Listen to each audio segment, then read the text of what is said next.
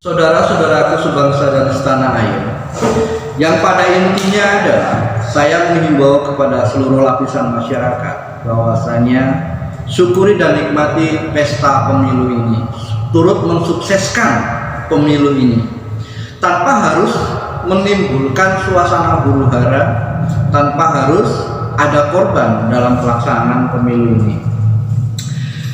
Saya mendapat surat dari seorang anak bangsa yang harus saya bacakan, di mana surat ini ditujukan kepada Bapak Presiden Republik Indonesia, Bapak Joko Widodo.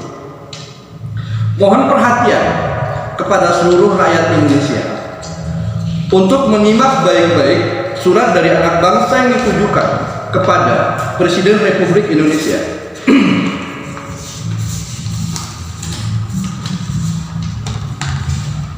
Kepada yang terhormat Presiden Republik Indonesia Bapak Joko Widodo di Istana Negara. Assalamualaikum warahmatullahi wabarakatuh. Dengan hormat, saya atas nama bangsa Indonesia mengapresiasi tugas yang diemban Bapak Joko Widodo selaku Presiden Republik Indonesia, bahwa Bapak Joko Widodo telah dan sedang melaksanakan tugas Presiden sebagaimana mestinya, yakni mencurahkan segenap kemampuan baik waktu, tenaga dan pikiran demi membawa bangsa Indonesia pada wujud kehidupan yang lebih baik. Namun terlepas dari status selaku Presiden, Bapak Joko Widodo adalah manusia biasa yang juga tidak luput dari kekurangan, sehingga sampai menjelang penghujung masa tugas selaku pemimpin bangsa belum bisa mengantarkan bangsa pada arti merdeka yang sesungguhnya. Ditinjau dari sudut pandang atau metodologi ilmu, bukanlah kesalahan sosok presiden selaku pemimpin bangsa yang mana harus bertanggung jawab sepenuhnya terhadap keamanan, keadilan, dan kemakmuran bangsa secara menyeluruh, melainkan ada hal yang sangat mendasar yang justru belum berfungsi di negeri ini.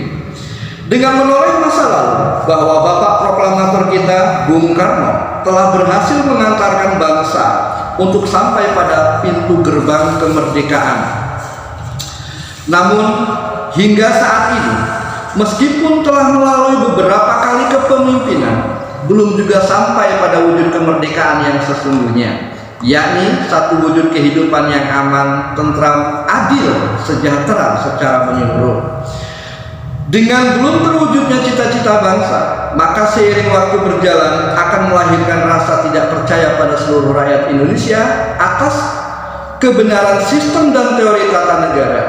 Tidaklah bijak jika saya mengoreksi satu persatu wujud kekurangan yang ada di bangsa Indonesia, yang meliputi aspek pendidikan, ekonomi, sosial, dan budaya. Yang harus digarisbawahi adalah dampak berkurang atau bahkan hilangnya rasa percaya seluruh rakyat Indonesia terhadap sistem bernegara yang dijalankan aparatur pemerintah.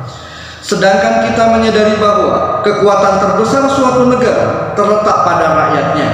Jika rakyat sudah tidak percaya pada sistem pemerintahan yang ada, maka tinggal tunggu kehancuran bangsa tersebut.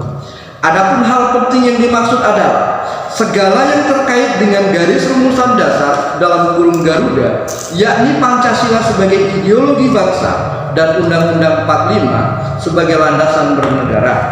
Pancasila dan Undang-Undang 45 bukan hanya tidak berfungsi, bahkan tidak lagi menjadi buah bibir di kalangan elit politik. Jika berlaku pembiaran terhadap berkurangnya kepercayaan rakyat, juga pembiaran terhadap ideologi dan UUD 45, maka sama halnya mengantarkan bangsa pada tepi jurang kehancuran.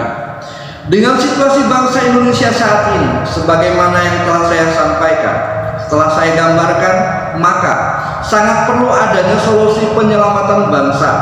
Dan sebagai wujud kepedulian, saya selaku pengemban amanah ilmu harus berdialog langsung dengan Presiden Republik Indonesia, baik melalui forum terbuka ataupun forum tertutup. Demikian surat ini saya buat sebagaimana mestinya agar menjadi bahan pertimbangan di semua elemen pemerintahan, karena terkait dengan kelanjutan bangsa di masa depan. Hormat. Saya menghimbau kepada seluruh rakyat Indonesia untuk mendukung kemauan pengirim surat untuk menemui langsung untuk berdialog dengan presiden pasca, supaya tidak ada pembiaran terhadap terjadinya krisis kepercayaan rakyat terhadap pemerintah, karena itu akan sangat berpengaruh besar untuk Indonesia masa depan. Sehebat apapun seorang pemimpin, sebijak apapun seorang pemimpin, jika tidak dihiraukan oleh orang-orang yang dipimpin, mau apa kalian? Nah, saudara-saudara sebangsa dan setanah air, karena di sini kita semua mengetahui bahwasanya ideologi kita adalah Pancasila dan Undang-Undang 45. Tidak perlu saya urai satu-satu. Jadi yang akan membawa kita kepada wujud kehidupan bangsa yang adil, makmur, sejahtera, aman, itu hanya dengan hidupnya Pancasila di bumi pertiwi.